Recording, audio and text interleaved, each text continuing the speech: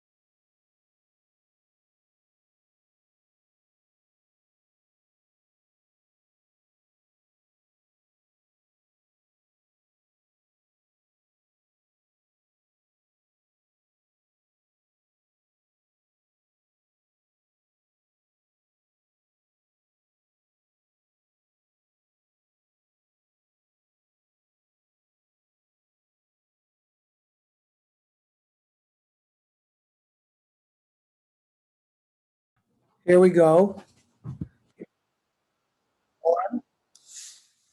We're a little late because we had the Mincha and Ma'ariv today. No problem. I think most people are going to sign at 8:15.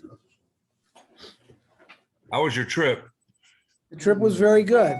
Oh, good. In Portugal, we a lot of Jewish history, and it was a beautiful country. Wait, who wanted, yeah. Thank you very much for that. We left off on page 40. Fran, she likes cookies. Yeah. She does. What does she like? What's the 40. Like an apple. 40. I'll give her two things. Because I don't know. And this is a very critical halacha: eating and drinking before davening. We talked about She's like me. what kind of activities are prohibited prior to tefillah. Setting out on a journey. We discussed shaving or showering. There were some heterim regarding that. So another well-known activity that's forbidden before tefillah is eating and drinking. The Gemara in Bracha states that it's forbidden to eat or drink before praying. Masechta Brachos Daf Yud Amud Beis. Amar Rav Yosef Rab Chanina Mishum Rab Eliezer Ben Yaakov. Ma'id Chsiv Lo Sochlu Al Adam. Hi Chaim. Yeah, let's wait till 8:15 because I think we told everybody 8:15. So Chaim, we're going to start on page 40. Okay. Here's Abe. Yeah, everybody's signing in at 8:15. Start again. So, do you want to play? Here's Yaakov.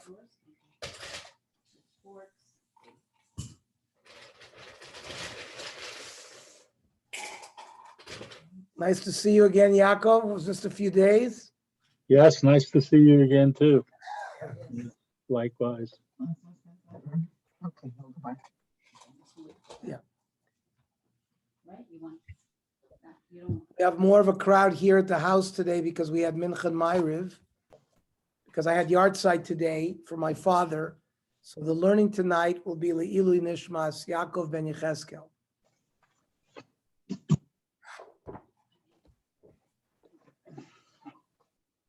I've ordered volume 12. Volume 12 is just, it's just come out. So I ordered for all of us because we get a better price. And That's not. yeah, I ordered for all of you We're guys. still putting the Shemitah off. Say it again? Shemitah we're putting off. Yeah, I didn't order that. I ordered volume 12. What's the subject today? Eating and drinking before Shemona Esrei for davening. Doesn't apply to women, right? We'll see. And it says, What activities apply to women regarding what can they do before tefillah? Baruch atah Moshe Kohen V'ro.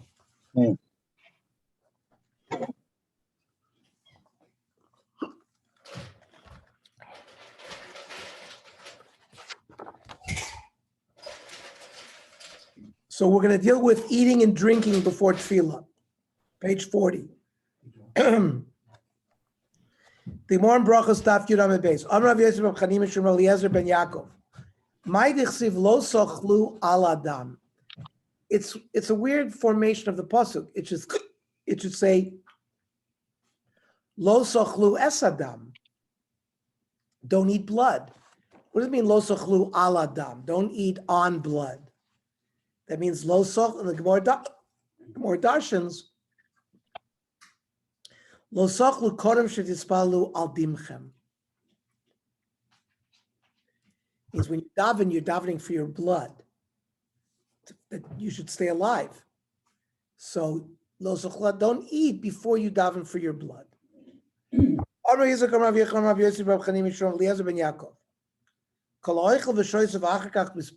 eats or drinks before davening, all of voimer, the pasuk in Malachim, va'osi shlachti achrei gavech, that you cast me behind your back.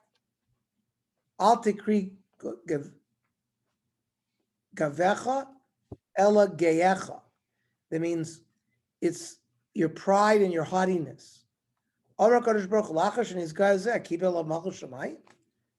Loshen Bitmia, that means after this guy is so prideful that he has to eat and drink, only then he accepts Al Malchus Shemayim.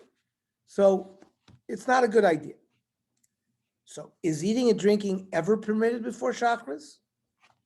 Right, despite the Gemara's sweeping statement, not all food and drink is forbidden. The Rav Yah writes, the Rav Yah was a Rishon, writes that one is permitted to drink water, since it's not considered arrogant. Also, lodem shiachol kodem shispalo, chenami lishtos, can't eat or drink. Venerally davka midi de meshakir. The things that have been prohibited are things that make you. Sorry, Ernie, I'm not. We're What on page? page 40. Page 40. Thank you.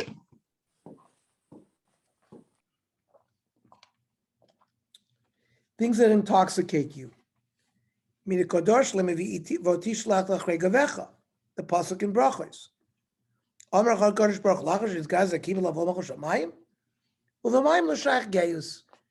There's no haughtiness in drinking water. So water you can drink. And then there's a biography of the Rav Yah. He lived in Bonn, in Germany. Based on this Rav Yah, Rav Yosef Karo, in the Beit Yosef commentary of the Tur, writes that Rav Yitzchak Abuav permitted eating or drinking for health considerations before Shachris, as this too does not qualify as being arrogant. So if a doctor tells a patient, thank you, that he has to eat or drink something early, it's not good for him to have to go for long without eating or drinking, then he's allowed to do it as well. Kosev Rabbeinu Gadol Maria Avuav, Deladat Avi Ezri, Muter Lechol V'Lishtos Oichlu Mashkim Refuah. You can eat or drink certain foods for medicinal purposes before davening. We'll clarify that a little bit more.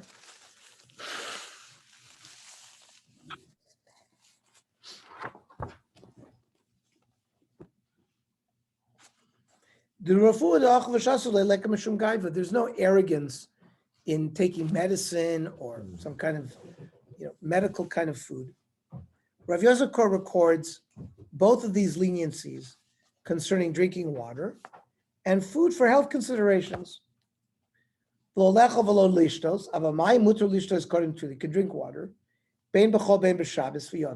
no distinction between a weekday, Shabbos, or Yontif. If you have to eat or drink something for health reasons, you're allowed to do that.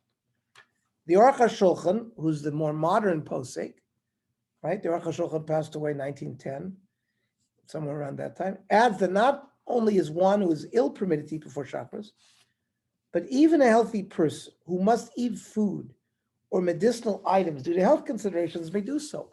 A diabetic may have to eat something, early on. Let's say a person cannot take certain medicines on an empty stomach. You have to eat something.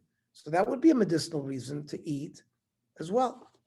Says the Aruch HaShulchan, Kos Rabbeinu Beis Yosef, the Oichlu Mashkin Refuah Mutter. The Beis Yosef made a blanket statement that eating and drinking for food purposes would be permitted. Ve'ein kavanosu b'chol legomor. He's not referring to a sick person. The milsa de pshita afilu ein bo sakana. Let's say he's not a choila sheyesh b'sakana. Ela kavanah lokech refuah v'ein a choila. He's not sick. Ela kederech bali michushim afilu ein lo michush klal. Let's say he has, he wants to strengthen himself.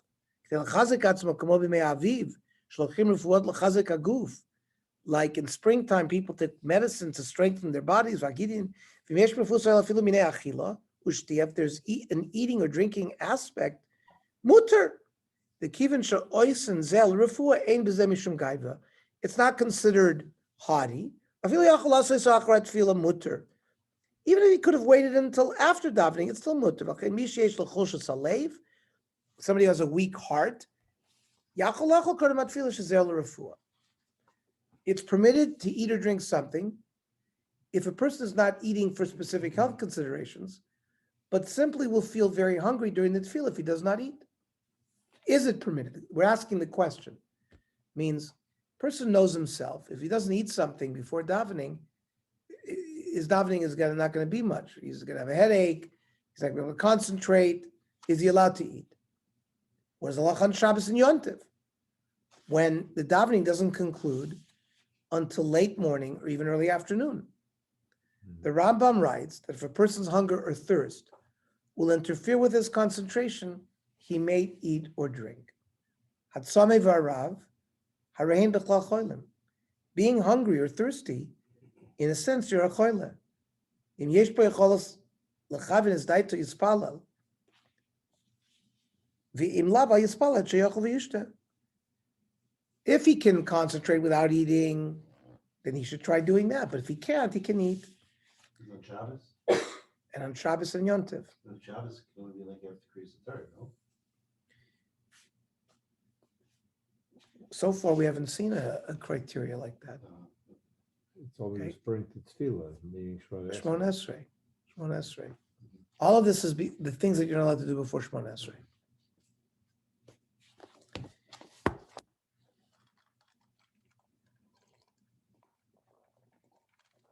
Rambam wrote that if you can have kavana without eating or drinking, then you should not eat or drink. But if a person knows that if he doesn't eat or drink something, he's not going to be able to have kavana during davening, then he should eat or drink something. Let's see how the Shulchan Aruch codifies it. Hatzameh v'harav, if somebody is thirsty or hungry, harehem b'chlal hacholim, so you're considered a cholim. Im yesh bo yechol s'chavin daito yispalo. If he can have kavana without eating or drinking, he should daven. Im lav, im ratzal yispalo sheyochel v'yishta. If he can't concentrate, he can eat or drink before davening.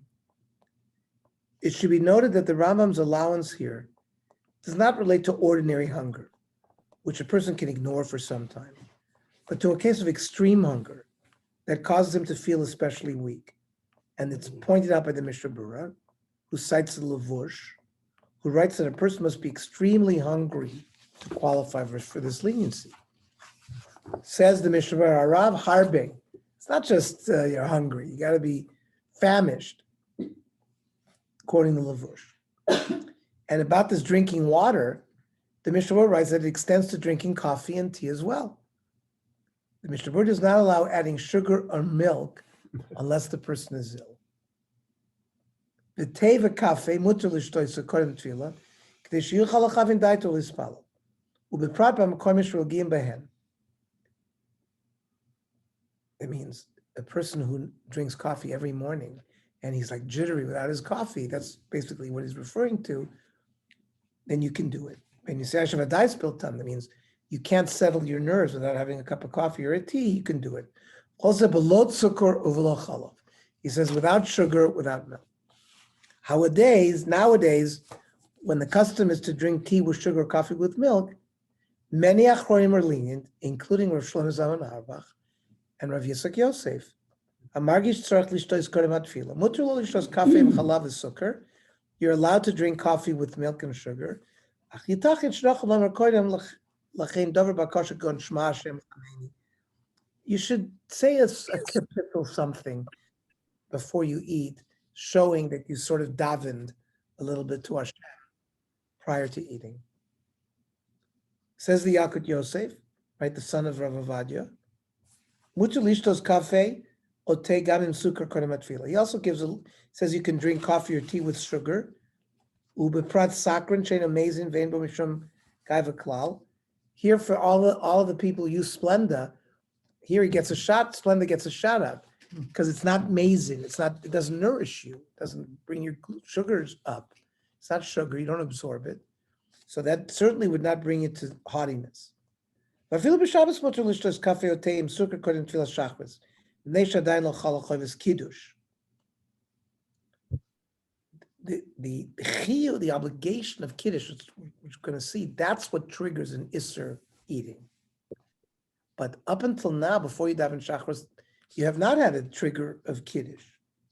Once the obligation of Kiddush takes effect, it's forbidden to eat or drink anything prior to reciting Kiddush. Rav Yosef's point is that since the obligation of Kiddush does not take effect before one davens, drinking coffee or tea is permitted. The halachas of Kiddush will be discussed in detail in the Tzurba M'Rabanan on Hilchos Shabbos coming up, God willing. But the trigger of Kiddush is going to be later. So that's where it comes in by you, where there's a certain point where it's going to be also to eat or drink until you make Kiddush. That's why, for example, in Simchas Torah, where davening is later, at that point, there's a chiyuv Kiddush, and then you get your aliyah. We don't want you to have an aliyah drunk. So the minig is to get an aliyah and then make Kiddush, because you might wine or something else stronger, which we don't want you to have an aliyah drunk. Well, the Kiddush club, is they want to eat. They want to make Kiddush, so they don't want to wait until after davening. So they make Kiddush then. I don't know talking about it either. Rabbi Ma'achronim mekil nishtos kafeh amozug imat chalav. Many of the achronim permit to drink coffee with milk. Shadavka lishtos kas chalav be'ein yesh lachmer. He says you should not drink a glass of milk. You should be machmer that. Mashenke b'kafeh sheyesh bo chalav yesh lachmer, but coffee with a little milk you can be mekel. V'yesh cholkin ubachmirim b'zeh v'nir sheyesh lachmer b'zeh lo adam chalosh. Right? We saw the Mishnah Berurah was machmir. But for a weaker person, you can be lenient. He tells you what to do. Say birchas hashachar, say the birchas haTorah, uparchas ha'akeda, uktzas meseder karbonos. Va'az yishteh hakafe b'mzikas challah. Before you come to shul, you should say those things, and then you're okay. Rav Mordechai Eliyahu presents one limitation to the allowance of drinking coffee with milk or tea with sugar, namely that one should not drink them in a gathering with friends.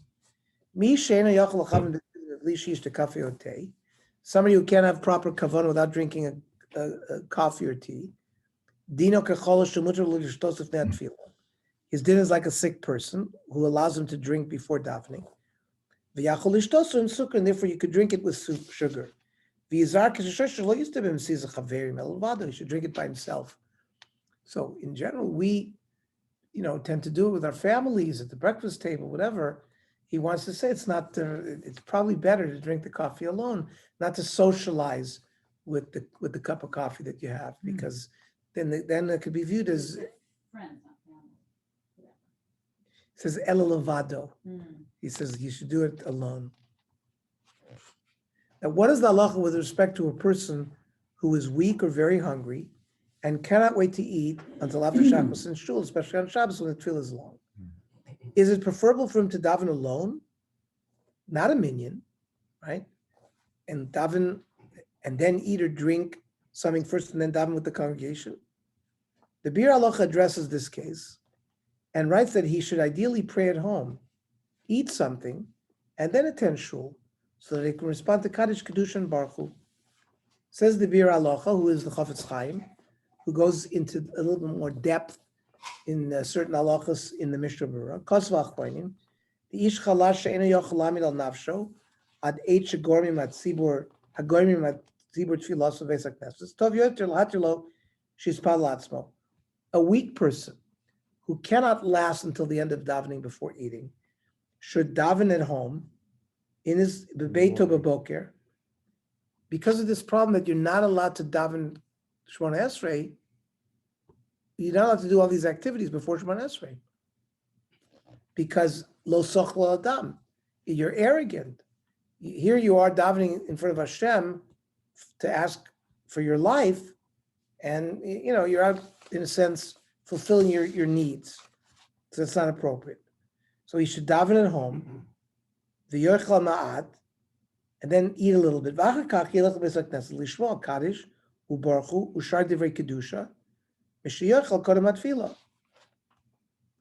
Sorry, V'yelech beis hakneses palim matzibur. it seems like he's saying that you should daven the entire davening through Shemona Esrei. You daven Shemona Esrei, and then you run to shul and try to catch a baruchu. Right. Let's say it's 9:00. The shul's going to get the baruchu at 9:30.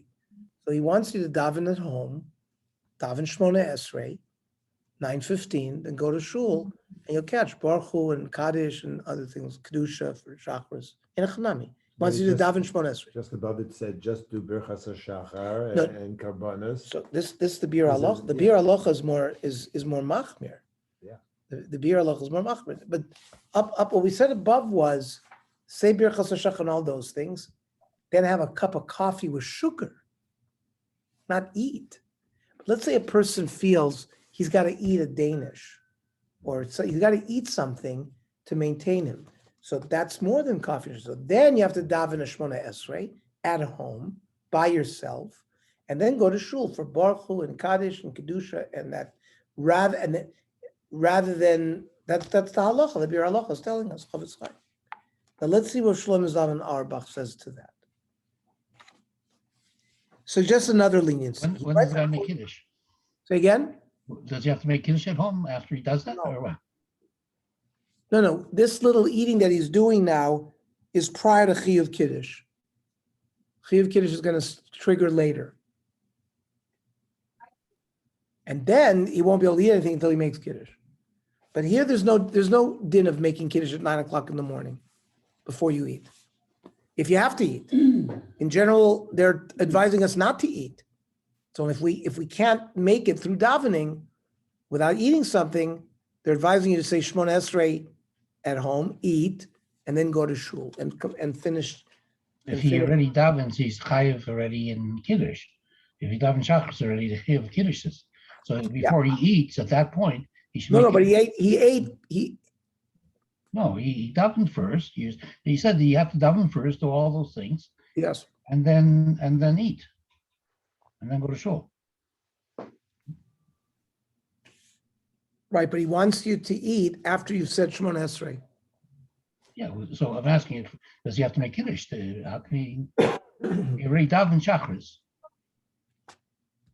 Right, but I'm not sure just finishing Shachris is the only trigger for Kiddush. They said, they didn't get right. They said, we have to wait until we're going to learn the halachos of Kiddush in the later Tzurba. Let's put it this way. Right now, it seems that the chiyuv of Kiddush has not started, and he would not be required to make Kiddush. It doesn't say here that he has to make Kiddush. It says that he can eat and then go to shul for baruchu, etc. And l'chora, let's say the trigger is Kriyas HaTorah. So once Kriyas HaTorah starts, there's a chiyuv of Kiddush afterwards, and then you wouldn't be able to eat until you make Kiddush at that point. Right. I'm not sure yet that the chiyuv of Kiddush just is triggered by the end of Shemona Esrei. There's some other things that have to be triggered before there's a chiyuv of Kiddush. Rav Shlomo Zalman suggests another leniency. He writes that according to some opinions, one may eat less than a kazayas before chakras.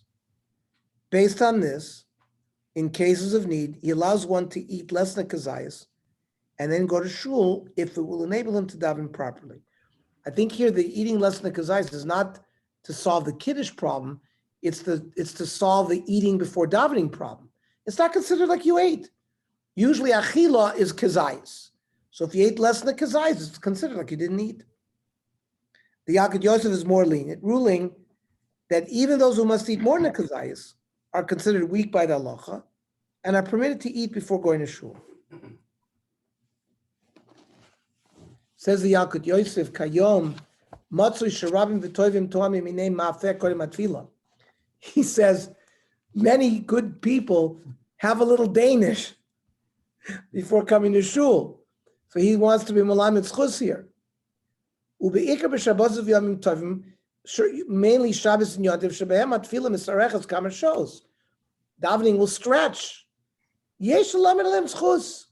Shehem Begeder Roiv. They're considered hungry. V'nifsak Roiv Hareo Kechoy, like Yediver Ramam Layam.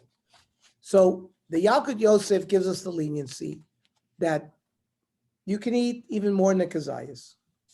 Yalkut Yosef mentions one other case of consuming food that is permitted, namely swallowing a raw egg that is not defined as eating. My mother, when I sang in the shul choir, and they knew I was going to have a solo, so they made me drink a raw egg. In fact, they would put it into the tea. They would put it into because it was very hard to just eat the raw egg. They would put it into a tea or coffee. It's called a goggle mogul. A goggle mogul. Yeah. It's called goggle mogul. What do you mean? All the chazonim used to have it, but they used to have it with a little whiskey or brandy in the morning before davening. Right. So that's why they're writing this. Is not defined as eating. It's permissible to give a child under bar mitzvah food before Shachris. Mutar l'shliach tzurba l'gmoa beitza chaya, according to Tfilas Shachris, Shabbos. So the chazan is allowed to swallow a raya k'dei l'tzachtzach es koila she'et solo, in order to clear his vocal cords. Kivan she'derech rav oilam l'gmoa is a chaya. It's not the derech for most people to eat a raya egg. Ve'ein aliyat toiras oichel kol kach. It's not really considered food. Loshach kazeh gaiva. And therefore it doesn't fulfill this arrogance that a person's having by eating prior to davening. Mikol makom, sorach levorach aleh birchas haneni. Notice they don't say anything about kiddush. Right? Tov shekodem lechen yivorach kol birchas hashachar birchas haTorah parshas akedah k'tzas yisera kabonis. Mutter lotet lekatan shlagili gimel shana uga. Chalav, you can give him cake and milk. According to the basic lessons, Paul Phil Shachros bein b'chol bein Shabbos, a blanket heter for the child. There's no issue with chinuch that you gotta teach the child not to eat. No, it's not shaykh. What about eating and drinking before dawn? Prohibition of eating before prayer begins at dawn, like the prohibition on attending to one's needs, as discussed in the shir. Meaning, once alois hashachar hits, then you can't take a shower. Or all the various things we learned 2 weeks ago, 3 weeks ago, that you go on a journey. But prior to Alos, there's no trigger of tefillah yet. So that you can do things. You could wash, you could go on a journey. Okay? What about eating? It means the Isser, the prohibition of eating begins Alois, because that's when tefillah begins. If one is up early or stays up all night, he's permitted to eat before Alos. The Shulchan Aruch records two opinions as to whether one must stop it then if he began eating a meal beforehand. So the stam, whenever stam v'yesh in the Shulchan Aruch, the stam is the first opinion, and the v'yesh is usually the second, right? V'yesh oimim she'ein tzarich lahafsik. And there's a whole debate if you have stam v'yesh, how do we paskin? By the way, a minority, I'll read the footnote, a minority of other poskim also hold that one may eat normally before attending tefillah at shul if it will allow one to have the proper kavanah. The Eretz Tzvi, Lubavitcher Rebbe, and the Piskei Teshuvah. So there's leniencies regarding eating a regular breakfast prior to davening. So the Shulchan Aruch brought a stam v'yesh, machloikes, whether or not, if you ate before Alois, whether you have to stop by Alois. The Mishnah rules in accordance with the Stam, that one must stop eating even if it began before dawn. Kosvo Achronim, She'a'ikr Kisvar Rishoina. The Achronim wrote that the logic regarding this whole issue is like the Stam, the first opinion.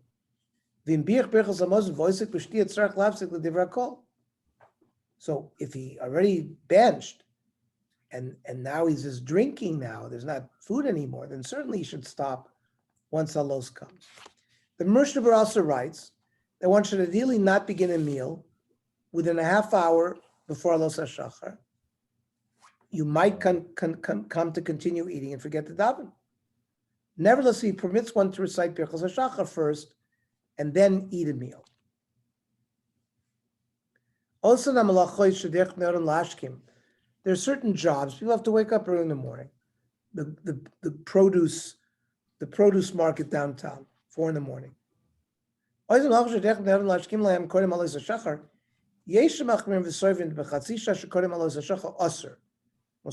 Some say that they have to stop 30 minutes prior to Alois. You should cite Birchos HaShachar before you eat at that time. By the way, the footnotes. The Mishnah Berurah brings the Prima Godim that eating a meal, convening a court case, and working in a tannery are all included in this category of activities performed before dawn, before Alos. And the stringency we just quoted of saying Birchos HaShachar before you eat, even before Alos, is mentioned in a number of other achronim, including the Shulchan Aruch HaRav, that's the Balatanya, and the Eliyahu Rabbah. Mishnah Berurah makes references to these opinions. Now, the Zohar, right, the source book for Kabbalah, is more stringent than the Shulchan Aruch and forbids eating anytime at night, even if one stopped before dawn. According to the Zohar, when a person sleeps for a full night, it's not good to eat even before dawn, unless he stipulated to do so before he went to sleep. It means those of us who wake up before Alos on fast days because we want to eat something, you always should make it tonight, the night before, and say, I'm going to be doing this. You prepare for it. That's what he's talking about, that you want to make a t'nai. However, it's preferable to make a condition to permit it, even according to the Zohar. The Chachamim prohibited you to eat once Mantfila hits. Prior to Alois, even though he slept 5-6 hours on his bed,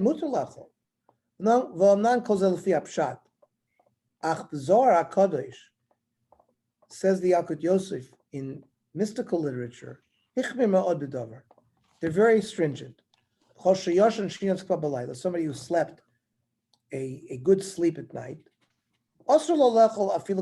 you can't eat even before Mona Shachar. Ad she's Palo Shachris. The hoil of the Talmud of the Poiskim of Lahakel.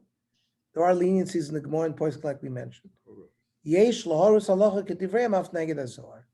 The Yalkut Yosef says we can paskin against the Zohar because of the Talmud and the various poskim that were lenient. Mikomakom hatsnui moshkem es yadeim umonim atzvam militam ugos ominim etika.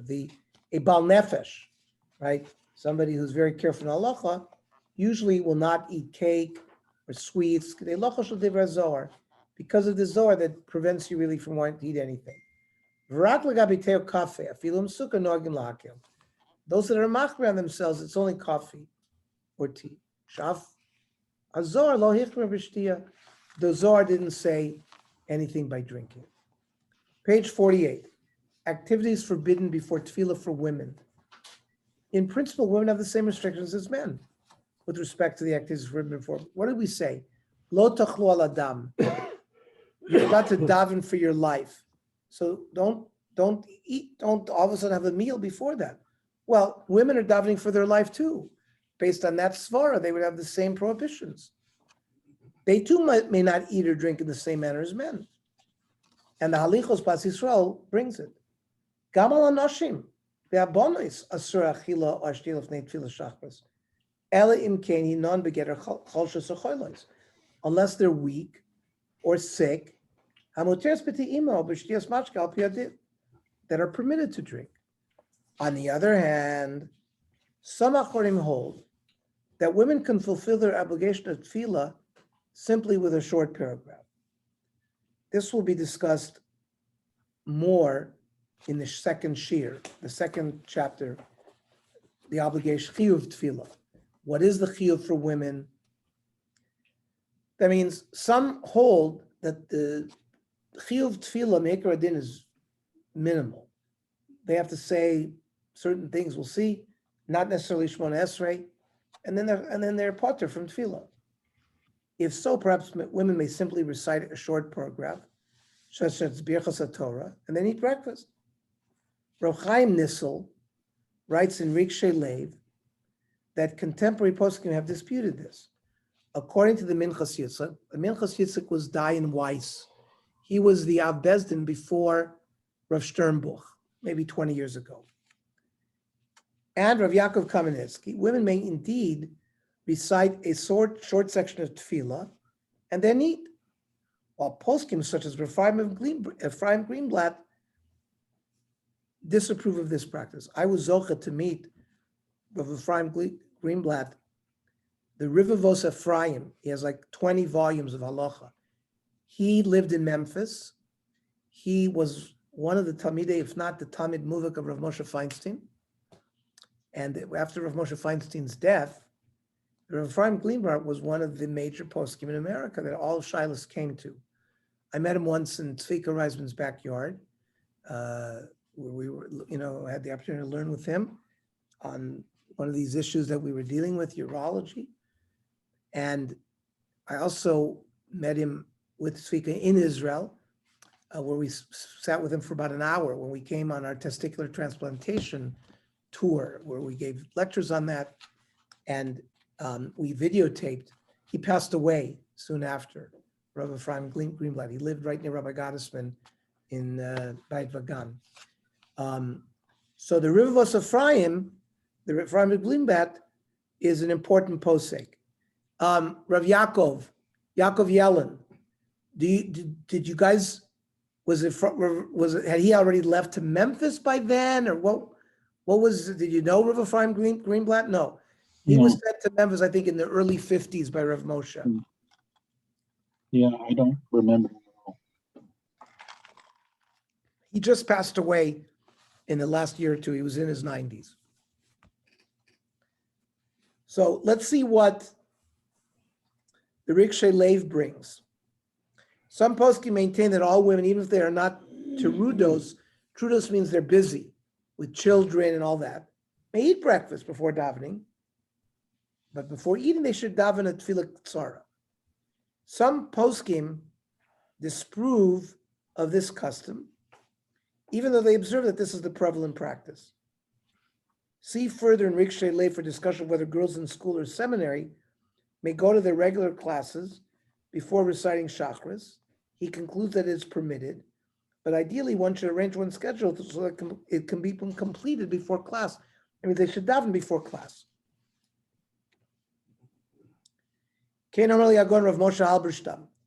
Rav Moshe Halberstam is the father-in-law of Rav Matisyahu Deutsch. Rav Matisyahu Deutsch is the current Rav and Posek of Ramat Shlomo in Yerushalayim, big suburb.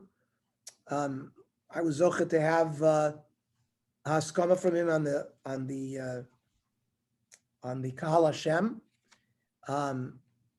He gets massive amounts of shilas. The day I visited him, he showed me a drawer. This is Rav Moshe Halberstam's son-in-law. His institute is called Yad Ramah, Reish Mem Hey. Yad is like a memorial, Yad Ramah, memorial for Rav Moshe Halberstam.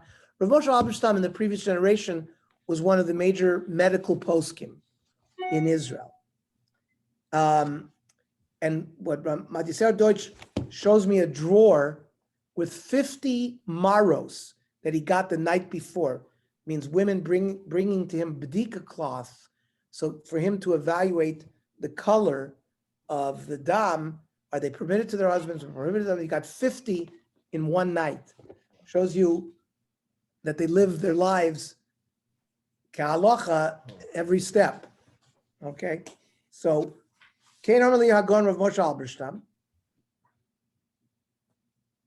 Isha Yechol Lino Lechatchila Ispala Miktas Brachos. She says that Lechatchila, a woman could just say a few brachos, V'lech Laruchas Boikin, and then eat breakfast.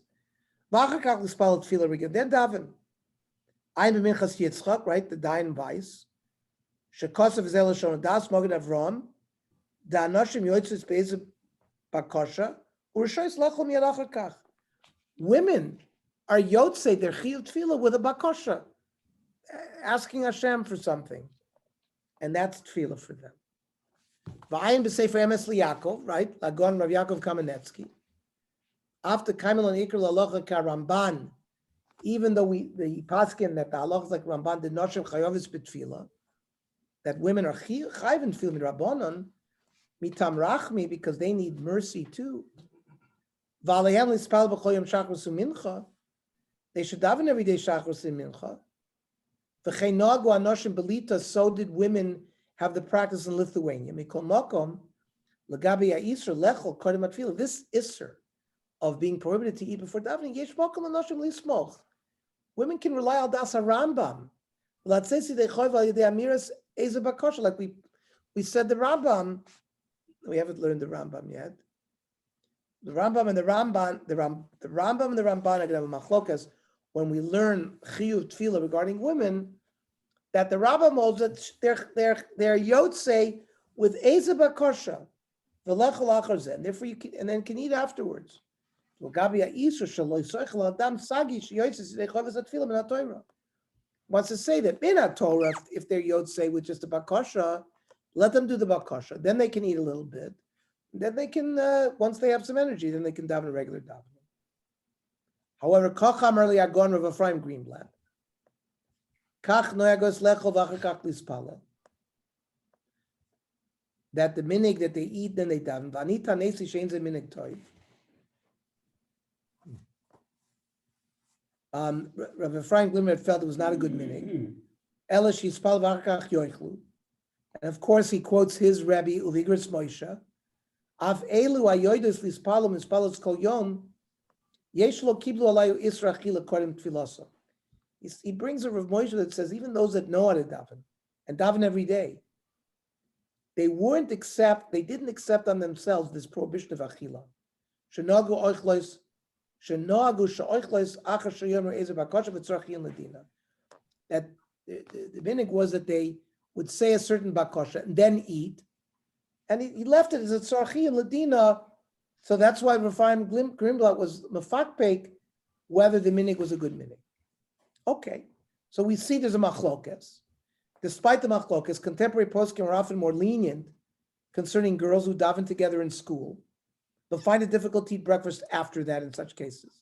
Rav Shlomo Zalman Auerbach rules that it's permitted for them to eat at home first, after reciting a short tefillah or request, and then daven more fully in school. What's a short tefillah they're supposed to say? So they brought a pasuk before. Chaneni Hashem Chaneni. You could say a kapitel Tillim that has bakoshas in it. That's enough.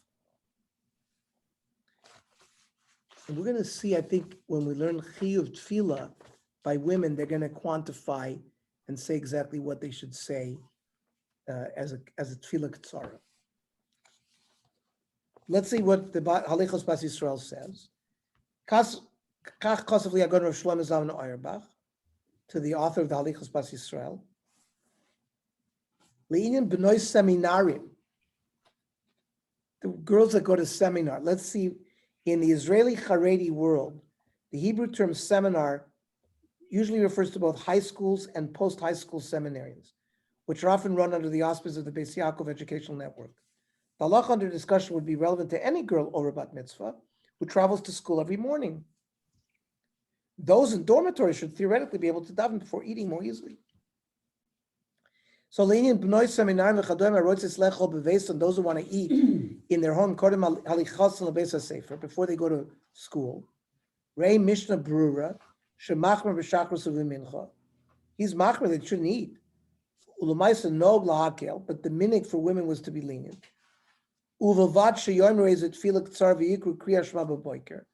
They should say a davening and kriya shema in the morning before they eat. V'zeh metamei chinuch. That's for chinuch. Shari p'turis b'nadin me kriya shema. Women are potter me kriya shema. B'shach b'chumach, it's tied to time.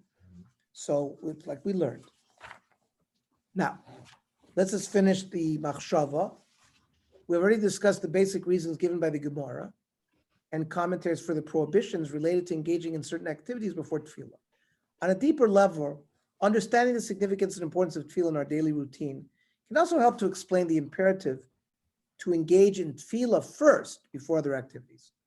One source that may help is the statement in the Rav Yehuda Levi in the Sefer HaKuzavi.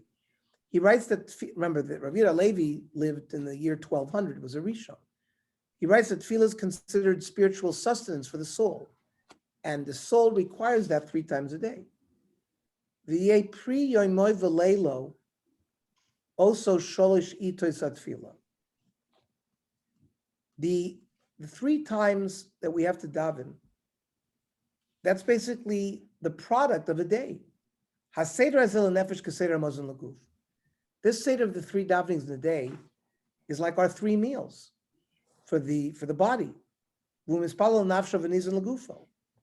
davens for his soul, he eats for his body. Then he shares the effect of the tefillah stays with him until the next tefillah. The same way that the nourishment that we have for lunch keeps us going until dinner. In fact, the soul weakens and weakens as the period of time from the last davening gets longer and longer. That means the further away it is from, let's say, mincha. We don't have, between mincha and Marav, we have it right away, but let's say the long distance between shachris and mincha, the soul feels it.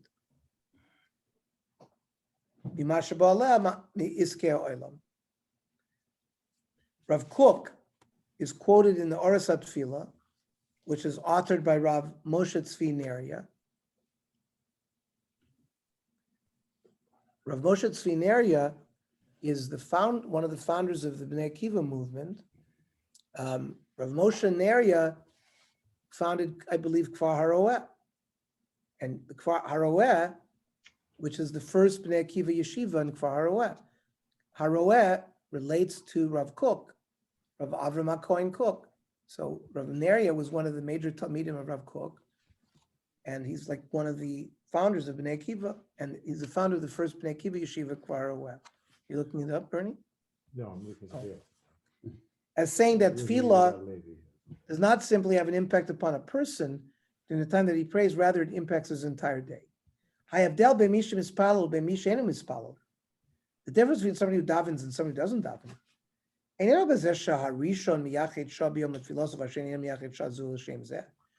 One guy designates time for davening, the other guy no.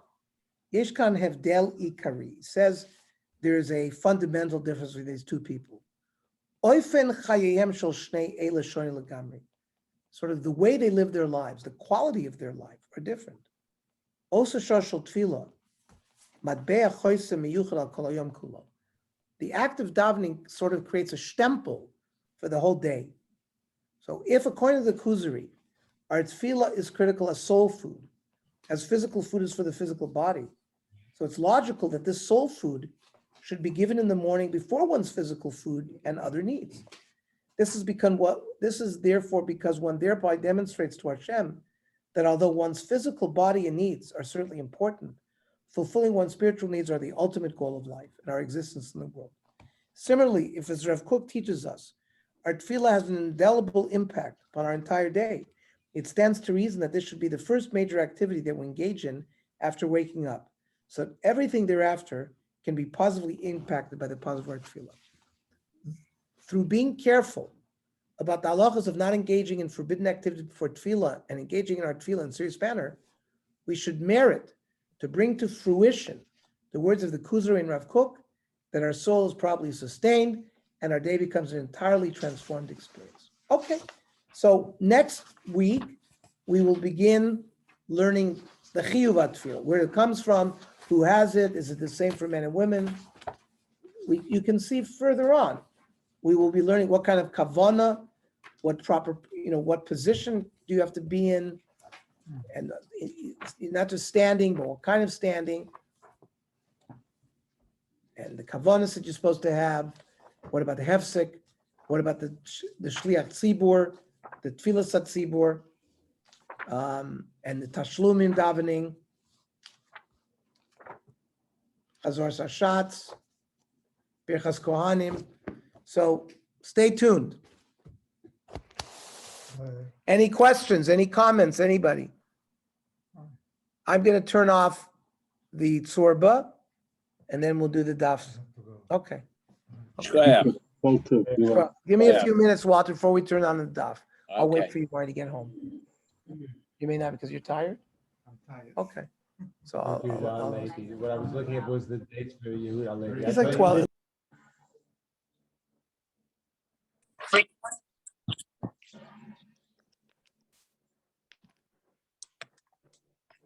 And Alta, Hey, Walter. what's happening, bud? God, a great day. How's about you? Every day is a great day as long as we're vertical and not horizontal. I just booked a ticket to Eretz Yisrael for Cassie and I, actually. When are you going? November, Thanksgiving week. Okay, nice. Who's in Eretz Yisrael this year? Anybody? 2 kids, actually. Akiva back Really? at Nativ Aryeh, and Talia starts in seminary. So, How does he like Nativ Aryeh? well, this is Shana Gimel, so I guess that means he likes it. Rabina must like him. Yeah, I didn't know that he's at Nativ for so long. yeah. Okay. He's there for Sukkot or he's coming home? Mirz Hashem, you'll be there? Yeah. So I'll take care of him. Don't worry. He'll come over. No, thank you so much. I'm sure he'd love to see you. Okay. Glad to hear you're going to use your new place. Right. I've used it many times already. Thank God.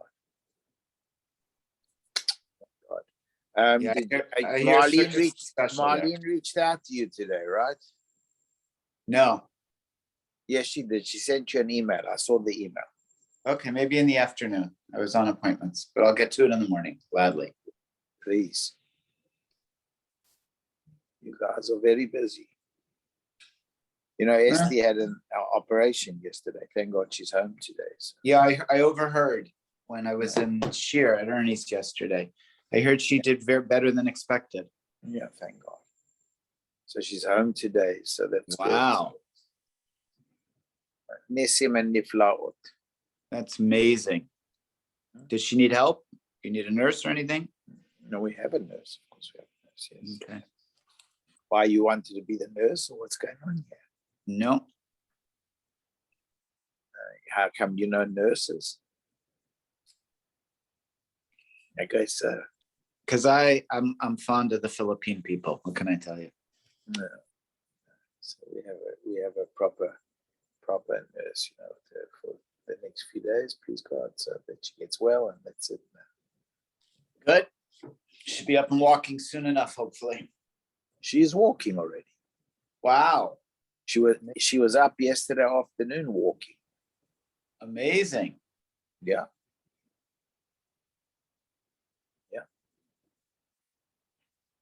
No, she has, they had to take out some of the hardware. So